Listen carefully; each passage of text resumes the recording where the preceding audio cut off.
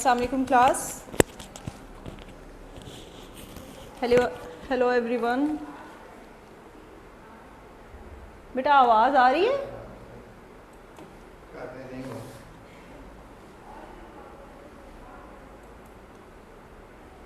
क्यों ज्वाइनिंग हो रहा है? यस ठीक है, चले आवाज़ आ रही है। चले अब आज हम लोग अपना आज का काम स्टार्ट करते हैं।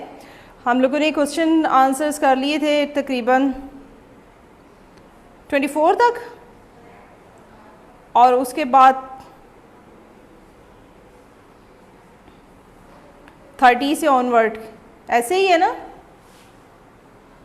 ठीक है, चले हम लोग इससे आगे से स्टार्ट करते हैं। आज डेट हमारे पास क्या है जी? 24 मई 2021 और जियो का हमारा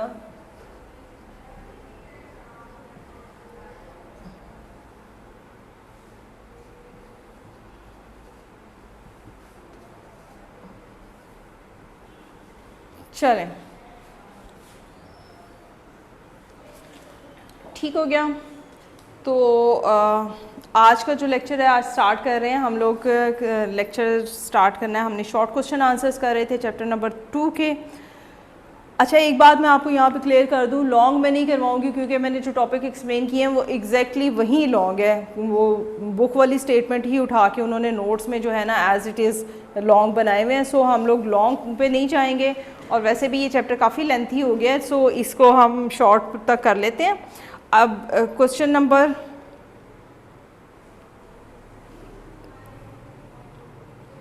क्वेश्चन नंबर 30 से हमने ऑनवर्ड किया था।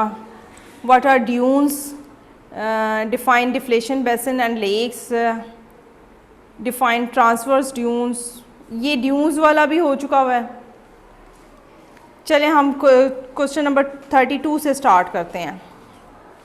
ठीक है, तो इसमें अब हम लोग जो है ट्रांसवर्स ड्यून्स करेंगे। सबसे पहले ड्यून्स मैंने आपको बताया था क्या हैं। These are the huge piles of eroded material जो कि डिपॉजिट होते हैं। अब यही पाइल्स जो हैं, ये हम बात पहले भी डिस्कस कर चुके हैं कि यही पाइल्स जो हैं इसको डिफरेंट नेम दिए गए हैं with respect to their agent of landform, कि कौन से एजेंट की वजह से ये लैंडफॉर्म चेंज हो रहा है। अगर विंड की वजह से है तो वो ड्यून्स होगा, अगर वो ग्लेशियर्स की वजह से है तो मोरेन्स होंगे।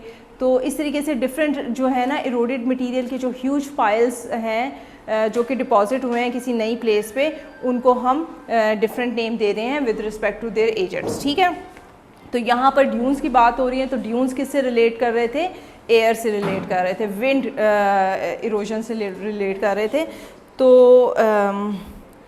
ड्यून्स में ट्रांसफर ड्यून्स आ रहे हैं। The dunes which make an angle of 90 degree with the wind are called transverse dunes. ठीक है, ये मैंने पहले भी एक्सप्लेन किया था कि इस तरीके से जो 90 का डिग्री का एंगल बनाते हैं ऊपर की तरफ, these are called transverse dunes. आपके पास बुक्स है, आप पिक्चर्स भी देख सकते हैं। डिफाइन बारशंस। बारशंस क्या होते हैं? The crescentic shape dunes are called barchans. They the sharp pointer of the crescent mark with direction. अच्छा एक बात मैं आपको बता दूं कि ये आपके पास नोट्स मौजूद हैं?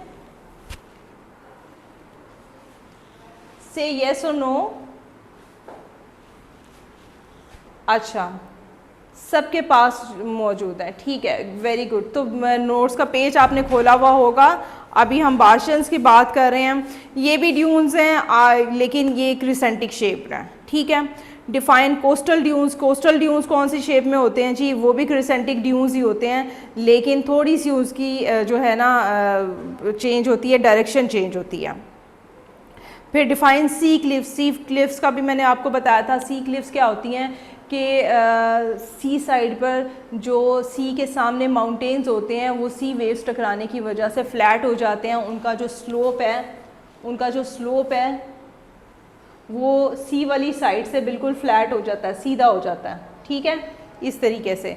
अब वो फ्लैट वाली जो माउंटेन होगा उसको हम क्या कहेंगे? सी क्लिफ कहेंगे। ठीक है।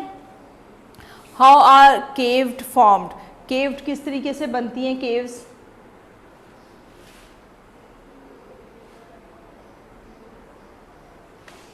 ड्रमलिन से करना है जी। ड्रमलिन कहाँ पे है? हाँ जी, वो 25 वाला क्वेश्चन हमने नहीं किया था, तो वो टॉपिक एक्सप्लेन ही ना हुआ था, इसलिए उसको अभी फ़िलहाल छोड़ दें, वो स्किप करें। अगर मैंने करवाना भी होगा तो मैं एग्ज़ाम्स के करीब उसको करवाऊँगी, ठीक है? अभी उस पर क्रॉस ही लगा रहने दें। जो जो नहीं हुए ना उस पर क्रॉस लगा दें, वो इंशाल्लाह हम लोग उसके करीब करेंगे अगर ज़रूरत पेश आई तो, ठीक। अच्छा, नंबर 34 है, सी क्लिफ्स वाला भी हो गया था। 36 हम कर रहे थे। Continuous waves attack at the bottom of Cliff creates cavities. यही बात के इसके साथ जब सी वेव्स टकराती रहती हैं तो इसके बॉटम वाली साइड पे, नीचे वाली साइड पे क्या होता है कि होल्स बन जाते हैं, छोटे छोटे होल्स बन जाते हैं, और ये होल्स जो है ना बड़े होके केव्स की शक्ल इख्तियार करते हैं। तो दिस इज़ द वे कि इस तरीके से केव्स जो हैं फॉर्म होती हैं या बनती हैं, ठीक है। अब क्वेश्चन नंबर 37 है, define headland and bay. Headland और बे किसे कहते हैं? हेडलैंड मैंने बताया था कि सी के सामने जो लैंड एरिया होता है ना, ये लैंड एरिया का फ्रंट जो है ना उसको हेडलैंड कहते हैं, ठीक है। ये सी है, उसके सामने जो लैंड एरिया आ रहा है वो फ्रंट वाला जो एरिया सारा उसको हेडलैंड कहेंगे। और हेडलैंड के अंदर अगर कोई कहीं पे सॉफ्ट रॉक्स हों और वो इरोड हो जाएं और अंदर तक सी वाटर चला जाए, लैंड एरिया के अंदर तक सी वाटर चला जाए, तो वो क्या कहलाएगा? बे कहलाएगा, ठीक है। तो the area in the land which is the part of sea is called bay, ठीक है। तो हेडलैंड का भी आपको पता चल गया और बे का भी पता चल गया। क्लियर है यहाँ तक? यहाँ तक क्लियर है बेटा? ओके, आगे जी। Question number 38, define sea arch. Sea arch किसे कहते हैं? Sea waves attack the headland from both sides. This is continuous erosion resulted in creating opening the headland. This landform is called. अब headland क्या था?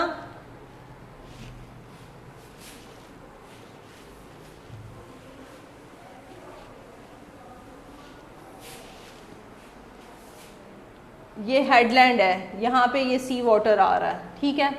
अब headland के इस side से भी टकरा रहा है सी वाटर, यहाँ से भी टकरा रहा है, तो ये जो एरिया है लैंड एरिया ये कहीं सी के अंदर आ जाएगा, ठीक है। और जो है पीछे लैंड एरिया रहेगा, या सी के अंदर तक पानी चला जाएगा दो रास्तों से, ठीक है। दो रास्तों से जब लैंड के अंदर तक पानी जाएगा ना, सी वाटर जाएगा, तो आपने पिक्चर मैंने आपको लास्ट टाइम दिखाई थी, तो एक लैंड एरिया जो है वो अलग हो जाएगा उससे, सी से। तो this is called sea arch, ठीक।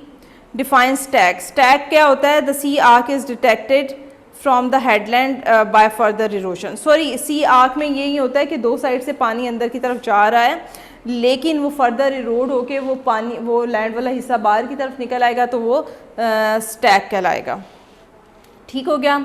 अब नेक्स्ट है जी, how is a coast formed. एक कोस्ट कैसे बनती है? कोस्ट क्या होती है? कोस्ट हम किसे कहते हैं? जो सी के साथ अटैच लैंड एरिया होता है। Let's see, this is sea, लेकिन ये लैंड एरिया है, इसके पीछे ये सारा लैंड एरिया है, तो जो सी को फ्रंट कर रहा होता है ना उसे हम कोस्ट कहते हैं।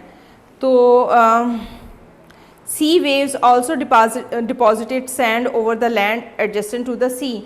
अब सी वेव्स के अंदर भी इरोडेड मटेरियल मौजूद होता है, वो क्या होता है? वो डस्ट पार्टिकल या सैंड होता है, ठीक है। तो वो सैंड या डस्ट पार्टिकल जो है सी वाटर जब किनारे पे उसको डिपॉजिट कर देता है तो वहाँ पे बीच बन जाता है, एक कोस्टल एरिया ऐसा बन जाता है जहाँ पे सैंडी बीच होता है, यानी रेत ही रेत होती है हर तरफ। तो वो सैंडी बीच जो है ना, बीच जो है वो कोस्ट कहलाता है, ठीक हो गया। क्लियर है कि सी वाटर जो है अपना इरोडेड मटेरियल जब किनारे के ऊपर उसको डिपॉजिट करता है तो सैंड वहाँ पर जमा होना शुरू हो जाती है। सैंड क्या होती है? रेत। तो वो रेत जब वहाँ पे जमा होती है तो वो एक बीच एरिया बन जाता है, उसको हम कोस्टल एरिया भी कहते हैं, ठीक है। इस तरीके से कोस्टल एरिया फॉर्म होता है कि वो लैंड सरफेस पे रेत आहिस्ता आहिस्ता सैंड जमा होती है ना, इस तरीके से। अच्छा, क्वेश्चन नंबर 41 है, define spit bars. Spit bars कौन से होते हैं?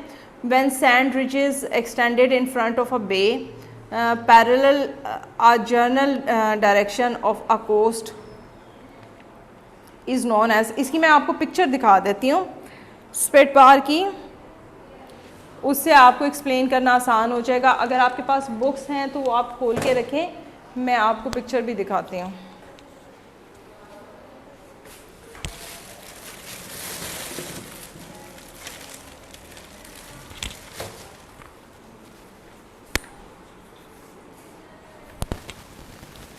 यहाँ पर मेरे पास बुक मौजूद है, ठीक है। इसमें मैं आपको स्पिट बार की एक डायग्राम दिखा देती हूँ जिससे आपको अंदाज़ा हो जाएगा। ये अगर आप देखें, दिस इज़ द बुक, ठीक है। और इसके अंदर जो है एजेस जो बने हुए हैं, लाइक मैं आपको बताती हूँ।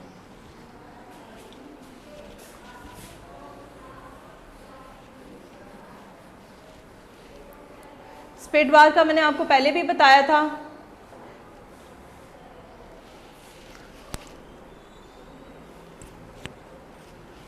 बेटा जो है ना, देख लिया करें कि क्या मैसेज कर रहे हैं। अच्छा, ये सी वाटर है, ठीक है। ये जो है लैंड एरिया, इससे पीछे सारा लैंड एरिया है, ठीक। अब इस पे क्या हुआ कि ये जो है यहाँ पे कहीं बे फॉर्म हुई हुई है, तो उसमें भी सी वाटर एंटर हुआ है। अब बे के ये जो दो एजेस हैं ना, इन एजेस के ऊपर ना सी वाटर अपना मटेरियल डिपॉजिट करना शुरू कर देता है। ये जो एजेस बन जाते हैं ना इस तरीके से करके, ठीक है। तो ये कॉर्नर्स जो बनते हैं ना, ये कॉर्नर्स जो हैं ये कहलाते हैं स्पिट बार्स, ठीक है। यहाँ पे सी वाटर अपना इरोडेड मटेरियल जमा करना शुरू हो जाता है।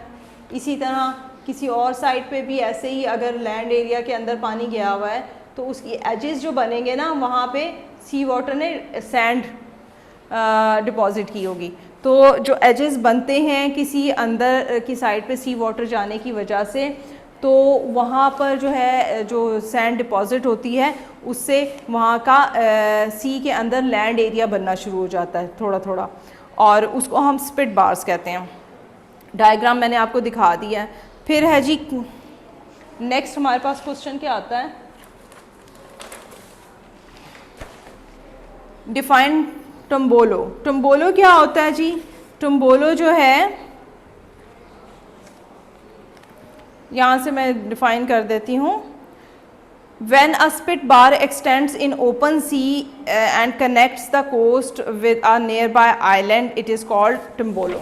अब ये देखें, यहाँ पे ये जो सैंड जमा हो रही थी, तो अगर यहाँ पे कोई आइलैंड है तो ये सैंड एक्सटेंड होते होते, ये लैंड एरिया एक्सटेंड होते होते, डिपॉजिट होते होते इस तरीके से ये आइलैंड के साथ कनेक्ट हो जाए, ठीक है। तो ये क्या कहलाएगा? टम्बोलो कहलाएगा कि एक स्पिट बार एक्सटेंड होते होते बढ़ते बढ़ते एक आइलैंड के साथ मिल गई है और आइलैंड को वो जो है लैंड एरिया के साथ उसने कनेक्ट कर दिया है, तो that way that path is called tombolo, ठीक है। अच्छा, नेक्स्ट क्वेश्चन क्या है जी? डिफाइन बे माउथ बार। अब ये बे माउथ बार क्या होता है? Sometimes a spit bar extends from one end of a bay to join the other end. अब क्या होता है? बे क्या है? ये वाला बे का एरिया है। तो अब यहाँ का जो स्पिट बार है वो एक्सटेंड होते होते ये भी एक्सटेंड होते होते ये आपस में मिल गए हैं। क्या हुआ? यहाँ पे रोडेड मटेरियल डिपॉजिट हुआ, तो ये स्पिट बार और ये स्पिट बार एक्सटेंड होते होते मिल गए और इन्होंने बे का जो एरिया है वो अलग कर दिया है, बे को ओपन सी से अलग कर दिया है, ठीक है। तो ये जो है इसको क्या कहलाए, ये क्या कहलाएगा? कैस्पिट बार कहलाएगा, बे माउथ बार कहलाएगा, ठीक है। इसी तरह define cuspate bar, sometimes two spit bar opposite direction. अब ऑपोजिट डायरेक्शन में कैसे? अब ये स्पिट बार जो है वो इधर को एक्सटेंड होना शुरू हो जाए, ये स्पिट बार इधर को एक्सटेंड होना शुरू हो जाए, तो क्या होगा? वो यहाँ पे कोई लैंड एरिया के साथ किसी और तरीके से कनेक्ट हो जाए, ठीक है। तो वो जो सारा एरिया होगा, वो सारा का सारा लैंड एरिया जो होगा वो क्या कहलाएगा, कैस्पेड बार कहलाएगा, ठीक है। तो this is the different, these are all the depositional landform made by sea waves, ठीक। Write the types of bars. Bars में मैंने आपको बताया स्पिट बार है, टिम्बोलो बार है, बे माउथ बार है और कैस्पेड बार है।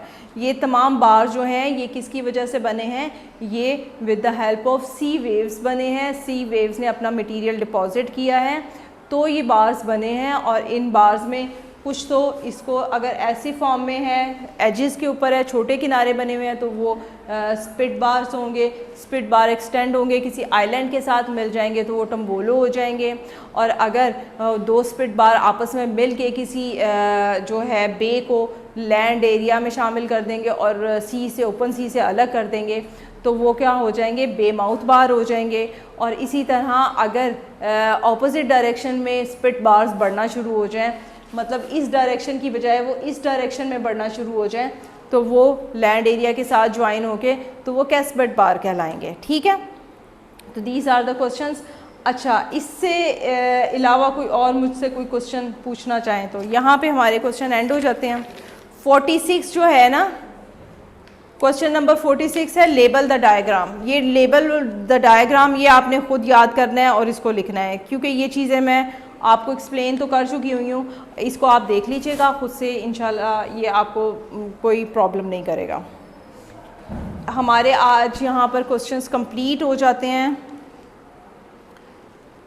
ठीक है। इसके अलावा अगर कोई बात पूछना चाहें तो आप ज़रूर पूछिए। ओके, मैं अनम्यूट कर देती हूँ।